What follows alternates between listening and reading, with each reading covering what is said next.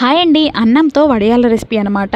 Video last వరకు చూడండి. వడియాలు పర్ఫెక్ట్గా రావడానికి సింపుల్ టిప్స్ కూడా చెప్తాను. ప్రాసెస్ అయితే చాలా ఈజీ. సో నేనైతే ఇక్కడ 2 గ్లాసుల రేషన్ బియ్యం తీసుకున్నాను. అవే అండి దొడ్డ బియ్యం. రెగ్యులర్గా మనం ఇంట్లో సోనామసూరి వాడతాం కదా, వాటికంటే కూడా ఈ వడియాలని దొడ్డ బియ్యంతో చేస్తేనే మంచిగా ఉంటాయి అన్నమాట. సో నైటే 2 గ్లాసుల బియ్యం అయితే నానబెట్టేసుకోవాలి. మార్నింగ్ ఆ వాటర్ని వంపేసి 2 గ్లాసుల బియ్యానికి 6 గ్లాసుల వాటర్ వేసుకొని తగినంత ఉప్పు, 2 టీ స్పూన్ల జీలకర్ర, పిడికెడు నువ్వులు వేసుకొని కలుపుతూ అన్నం అయితే మెత్తగా ఉడికించుకోవాలి. మనం నైటే బియ్యం నానబెట్టడం వల్ల అన్నం అయితే 10 మినిట్స్లో అయిపోతుంది. చాలా క్విక్గా అయిపోతుంది.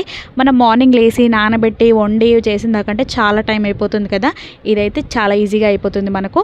అండ్ అన్నం ఉడికిన తర్వాత పప్పు రుద్దుతాం కదా, దాంతో అయితే అన్నంని మెత్తగా చేసేసుకోవాలి. మీకు ఇక్కడ ఒక డౌట్ రావచ్చు, బియ్యం నైటే నానబెట్టడం వల్ల స్మెల్ వస్తుందేమో అనేసి.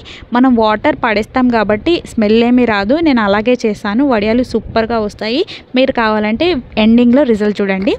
అండ్ ఇంకోటి ఏంటంటే, వడియాలని మురుకుల మిషన్తో చేస్తారు కదా, అలా కంటే కూడా ఇలా పిండి ప్యాకెట్, నూనె ప్యాకెట్లో పిండి అన్నంని వేసేసుకొని వడియాలు వేసుకున్నామంటే ఈజీగా అయిపోతుంది. మనకు ఎక్కువ శ్రమ ఉండదు, చేతులు కూడా నొప్పి రావు. సో ఇవైతే ఎవరైనా ఈజీగా చేసేయచ్చు కదా. అండ్ ఇప్పుడు ఎండలు బాగా ఉన్నాయి కాబట్టి 2 డేస్లోనే వడియాలు మంచిగా ఎండిపోతాయి. అండ్ ఇంకోటి ఏంటంటే, వడియాలు వేయించేటప్పుడు కూడా ఆయిల్ చాలా వేడిగా ఉంటేనే వడియాలు క్రిస్పీగా మంచిగా వస్తాయి అన్నమాట. అసలు వడియాలు నచ్చని వాళ్ళు ఉండరు కదా మేబీ. సో ఇట్లా చేసేసుకొని అన్నం పప్పు వేసుకొని వడియాలు వేసుకొని తింటే ఇంకా సెట్ కదా.